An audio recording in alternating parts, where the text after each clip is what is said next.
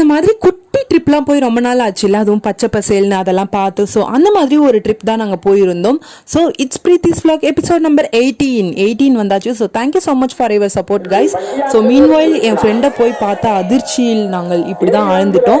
So இந்த மாதிரி ஒரு சுச்சுவேஷனில் தான் அவள் அங்கேருந்து ஒரு போஸ்ட் கொடுத்தா, 2K கிட்ஸ் எல்லாம் மதரானா இப்படி தாங்க இருக்க முடியும்.